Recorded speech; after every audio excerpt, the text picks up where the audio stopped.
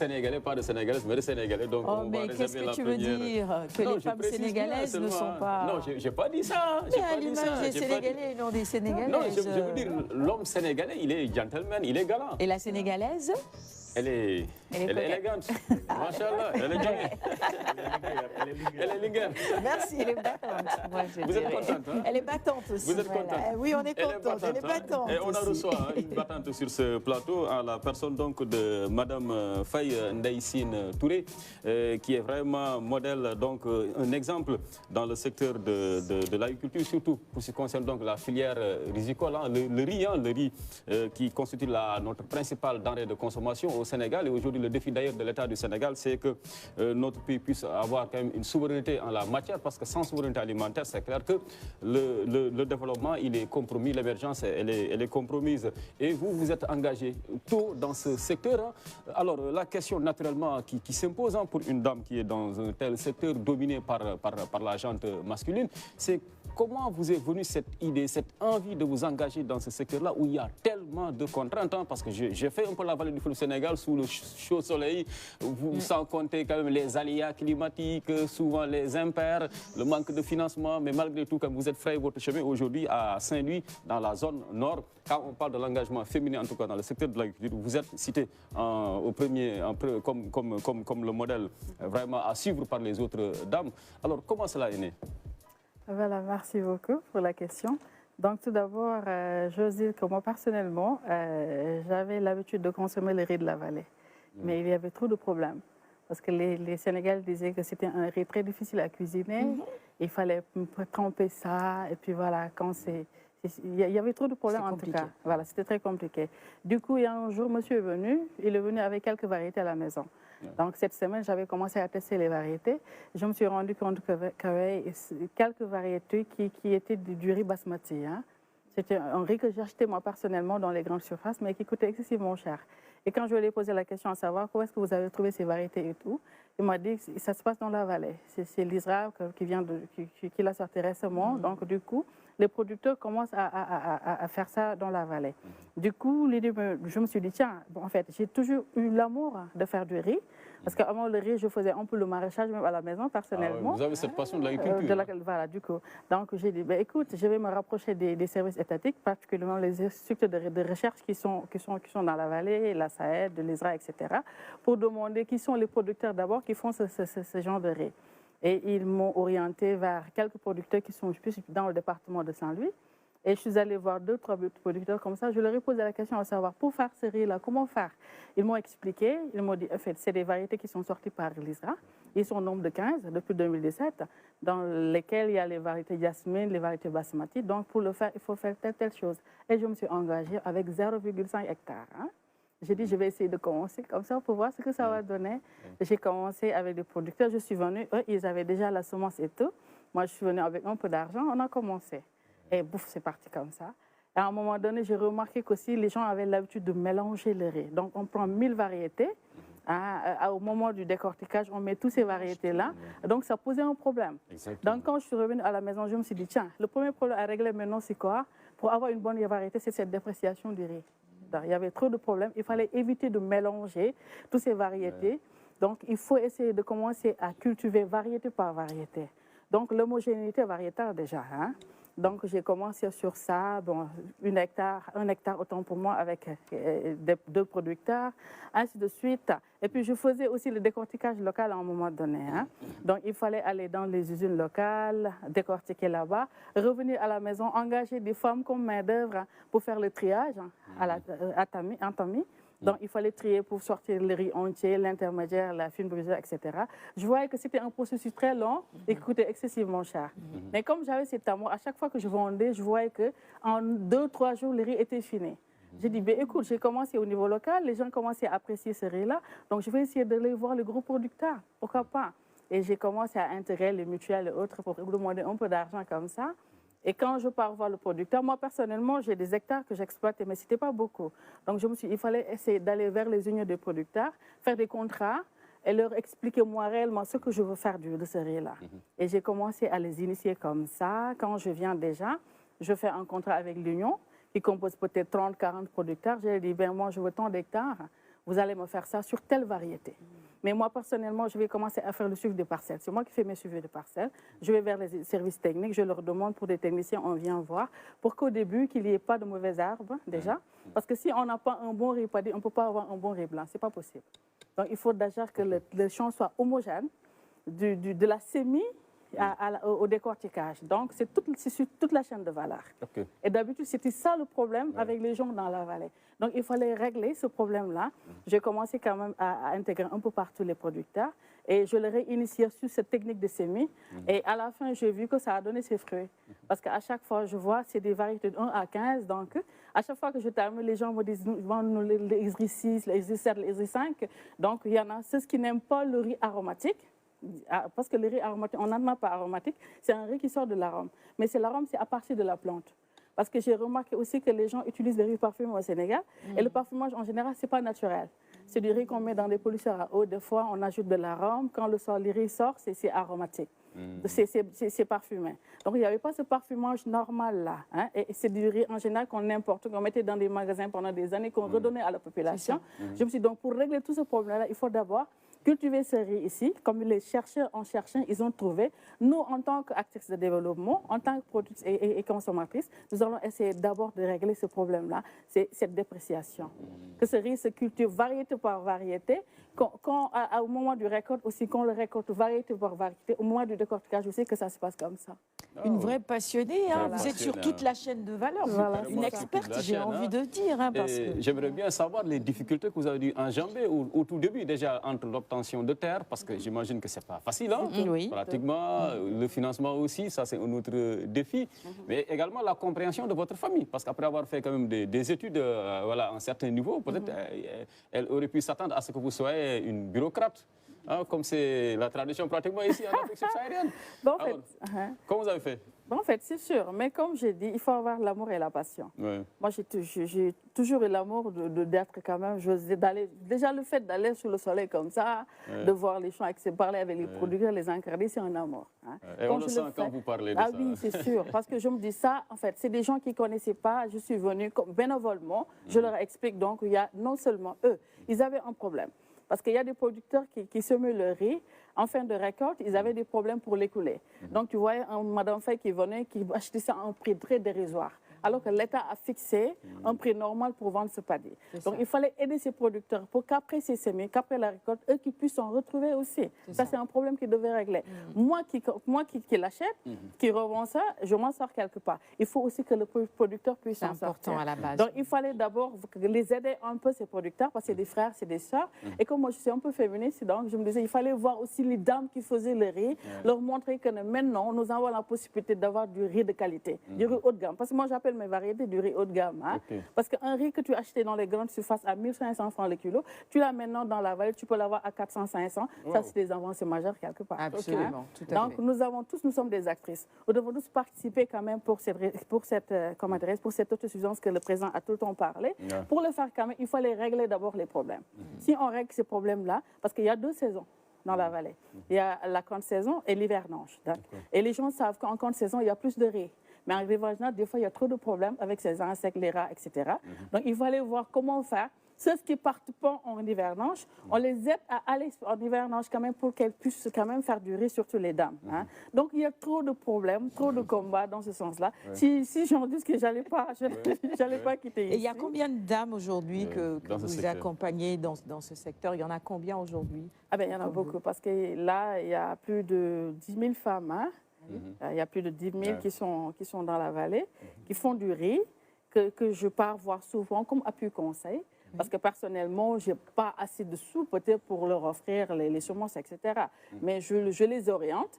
Et puis ce que je fais des contrats avec ces gens-là. Parce que moi, comme je dis, moi si je mets le pain de terre, ce n'est pas beaucoup. Parce que nous avons une forte demande pour ces riz-là aujourd'hui. On vend dans toutes les régions du Sénégal présentement. On ne peut même pas avoir de magasin parce que quand le riz, une fois décortiqué, les gens l'achètent à partir de l'usine.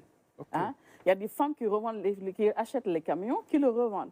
Moi, déjà, j'ai commencé à prendre la clientèle. Et depuis là, nous avons récolté à la fin du mois. Donc, pratiquement, le riz est fini même avant d'être récolté. Avant même d'être récolté. Tout est vendu. Oui. Donc la demande est excessive. Ça dépasse de très loin l'offre. Vous voyez un peu. Donc du coup, je me suis dit, écoute, on va essayer d'initier ces dames qui faisaient les autres variétés. Et puis ces variétés actuelles ont plus de rendement que les anciennes variétés. Parce que tu peux voir une variété aujourd'hui qui te fait 10 à 11 tonnes à l'hectare. Hein? Ça, il n'y en avait pas avant. Donc il y a un autre problème aussi, c'est le problème de la salinité des terres. Il y a des femmes qui avaient des terres où il y avait le sel. Elles étaient obligées d'abandonner ces terres-là. Donc, avec ces 15 variétés, il y en a 2, comme ça, une variété qui résiste au sel. Donc, il faut aller vers les instituts de recherche, prendre ces variétés, montrer aux dames que maintenant, même dans les sols salés, vous pouvez cultiver du riz, etc. Donc, moi, personnellement, je pars comme bénévole, mais juste pour voir les problèmes, aller vers les instituts, demander qu'on me dise, et moi, je retourne voir les femmes pour voir comment régler ces problèmes. Mais il y a aussi une question qui me tient à cœur, c'est la disponibilité des terres. Est-ce que c'est facile aujourd'hui d'entreprendre dans ce secteur-là? Comment vous y êtes parvenu, vous, par exemple? Ah non, du tout. C'est très difficile. Il faut des terres pour... Voilà, non, l'accès des terres est très difficile, surtout pour les femmes. Heureusement que la SAED est en train de faire quand même un excellent boulot dans ça. Des casiers. Oui. Et puis sur la formalisation même des terres. Hein. Ils sont en train de faire un boulot extraordinaire.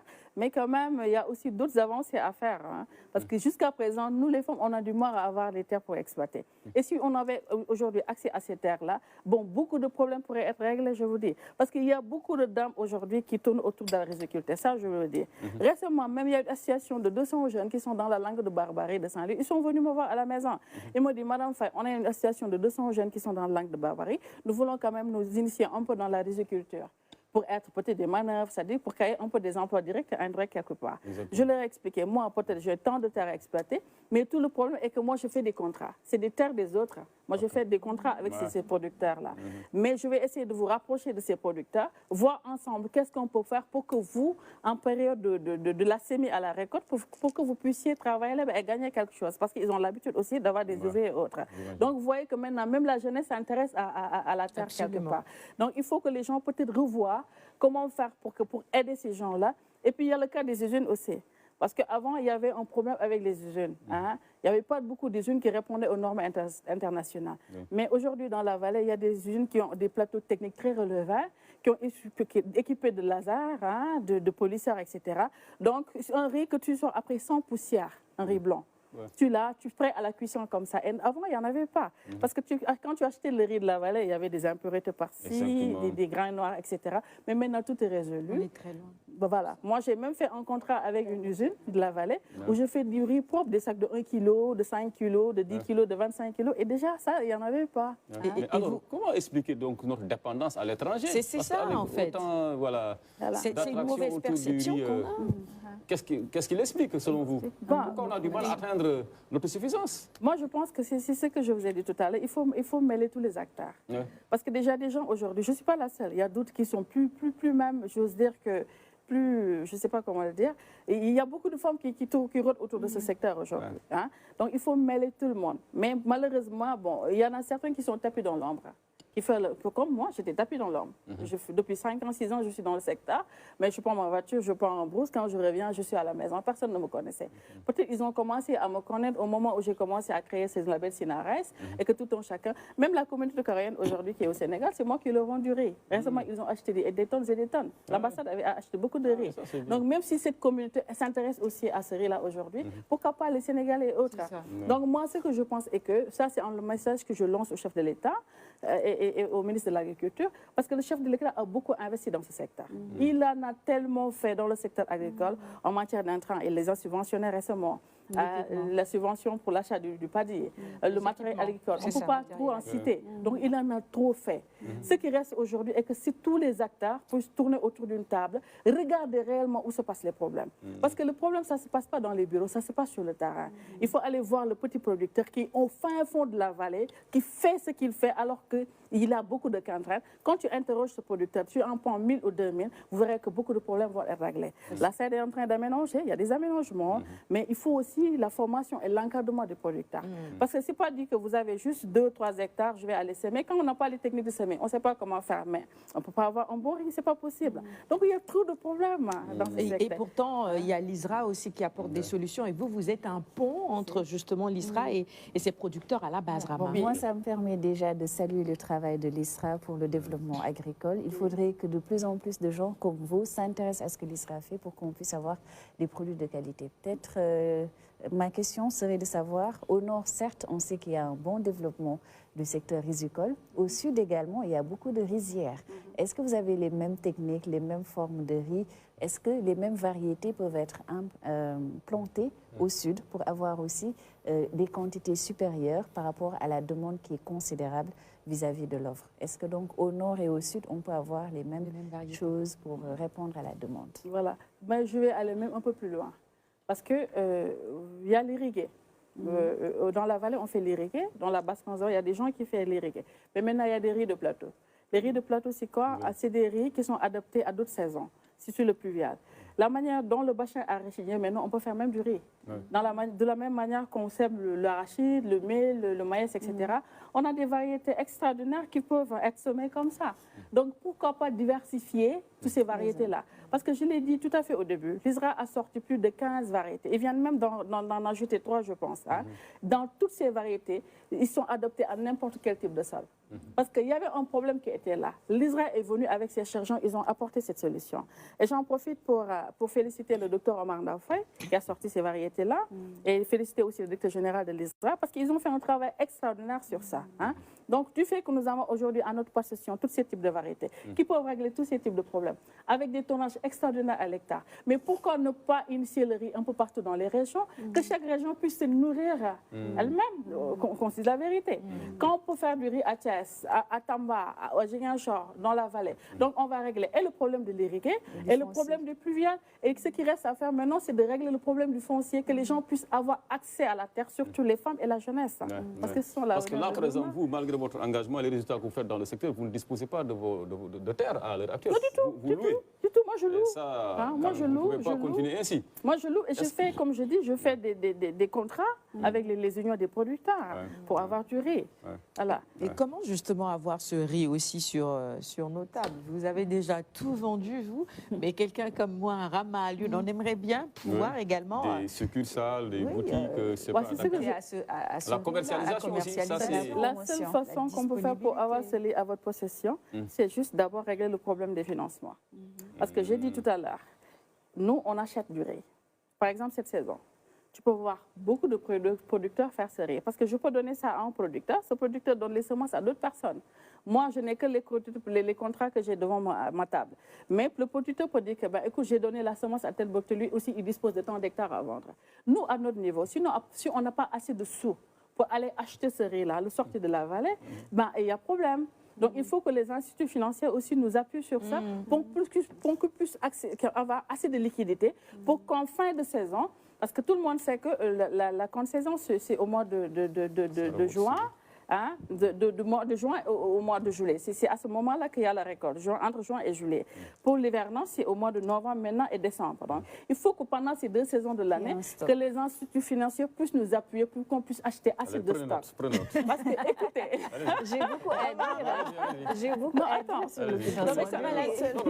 Voilà, pourquoi je dis ça? Répétez ça, s'il vous plaît.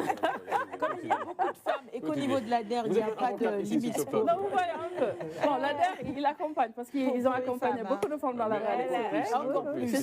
Ils en ont vraiment plus de moyens, plus de fonds. Effectivement, parce qu'il y a beaucoup de pionniers dans la vallée, vous les avez accompagnés. Mais là aussi, c'est un cri de cœur que je lance, comme vous êtes là personnellement. Il faut qu'on ait assez de financement. Nous, peut-être, on est plus sur la partie commercialisation. Moi, peut-être, je me suis intéressée sur toute la chaîne de valeur, c'est pour avoir à la fin un bon riz blanc. C'est ça. Parce qu'on ne regarde pas l'état d'avancement des champs, on ne vérifie pas. Si on n'a pas un grain qui est à la maturité, avec quand même un grain lourd, on ne peut pas avoir un bon riz blanc. Parce qu'en général, au moment du décortiquage, tu vois un riz où il y a plus de riz entier que de riz brisé. C'est parce que ça a été traité au début. Quand on a plus de riz brisé, c'est parce que ça ne passait pas au début. Vous voyez un peu. Donc, si nous avons aujourd'hui les financements, nous pourrons ouvrir des succursales un peu partout. Et tous les Sénégalais pourront en disposer. Et ce problème d'autosuffisance-là va être réglé une bonne fois pour toutes. Ça, il le faut quand même. Nous avons pris bonne note et allons rapporter à qui de droit. Voilà, Madame Abissé. Mais heureuse que vous reconnaissiez qu'il y a quand même des efforts faits par rapport c'est ça, à l'accompagnement. Et ça peut être un frein à l'immigration clandestine. difficile, hein, ce retour à l'agriculture, à la terre, d'autant plus que la zone nord est l'une des principales, en tout cas, l'une des principales zones de départ, en tout cas des migrants au Sénégal. Tout à fait. Et je félicite Mme Touré, hein, vraiment pour cette initiative. Vraiment, je sais que c'est avec beaucoup d'engagement qu'elle le fait. Et je disais en coulisses à l'Ubadra que moi j'avais fait il y a de cela 2 ans, 3 ans. J'étais à Rosso, au commissariat spécial de Rosso, donc à la frontière. Et j'ai pu entrer en contact avec voilà, le monde du riz. Et ça m'a charmé. Et je m'étais même lancé vraiment à acheter, après la récolte, à acheter quelques sacs. J'en ai donné à des amis, j'en ai stocké à la maison. Et finalement, chez moi, j'ai changé l'habitude alimentaire. On ne consommait que du riz de la vallée. Et c'est ça aussi, que cette culture-là manque aussi aux Sénégalais. Et je vais en profiter encore, comme étant un communicant, de parler également de la sensibilisation et de la communication. Il faut que vraiment qu'on agisse sur ce levier-là, pour que les Sénégalais puissent s'approprier ce riz-là, le riz de la vallée. C'est vrai que le coût n'est pas moindre, le sac est un peu plus cher, mais peut-être en actionnant, comme le dit si bien madame, en actionnant sur certains leviers, on pourrait faire redescendre, baisser le prix du sac de riz de la vallée. Et peut-être en profiter également pour faire des magasins témoins ou bien des kiosques témoins au niveau des grandes villes et faire la promotion du riz de la vallée. Je pense qu'on n'en a pas assez fait et qu'on peut encore faire des choses pour la consommation du riz de la vallée. Exactement. Merci beaucoup à vous, mais surtout également à vous, Madame Faye, pour cette première partie si riche en enseignement. Et nous saluons véritablement votre engagement. Vous êtes un modèle pour toutes les dames sénégalaises, pour tous les Sénégalais, on va le dire, parce que quand même ce secteur est ouvert à tout le monde. Et vous avez démontré qu'il est bel et bien possible aujourd'hui d'être autosuffisant quand même en riz ici au Sénégal. Tout dépend du niveau d'engagement en tout cas que l'on se fixe.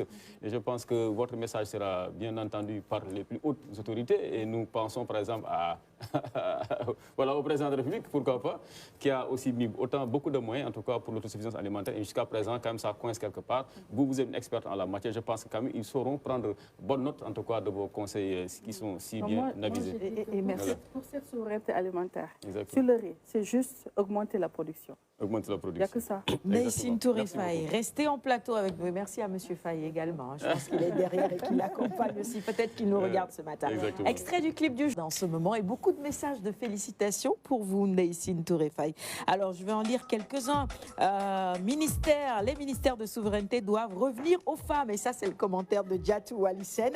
Elhaj Momardier qui enchaîne, qui dit tout simplement, est-ce que depuis l'indépendance du Sénégal, on a eu un ministre de l'Agriculture femme? Je pense pas. Non? Eh bien, il renchérit en disant, Madame Faye est là, Monsieur le Président de la République Macky Sall, ou bien vous la nommez ministre, ou conseillère technique en tout cas. Oui, vous en avez les compétences. Et puis d'autres messages également pour vous, Moussa Ndiaye Malamine qui dit, Djambarney, va de l'avant, le Sénégal est avec toi, qu'Allah te bénisse et t'accompagne dans tes activités de développement. Il nous regarde depuis Niamey au Niger et Samba Guissé qui vous envoie également ses félicitations avec cette phrase, la passion efface les difficultés. Bravo, chapeau. 7h43, on passe à la deuxième partie. Le plaidoyer.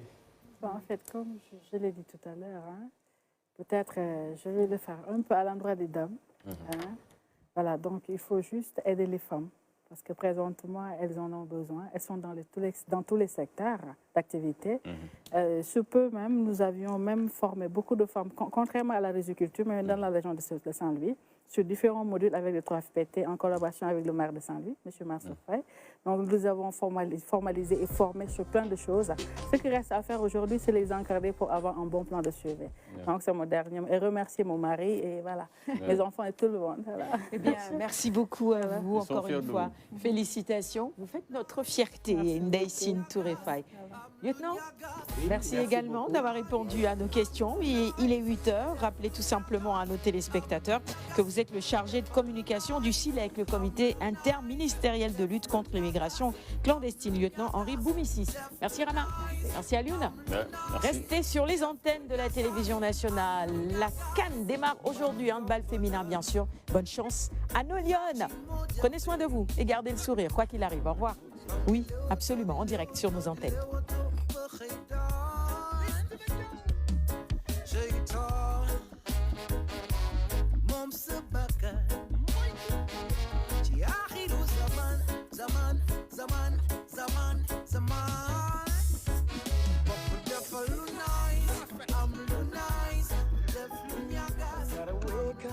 Early in the morning, a long way but go because I gotta find my way. The Lord need to stand up, get better warning, which makes me know where is the line, what's left to be done. Li lay bolé ci lépp li tax ba duñ la fàtte.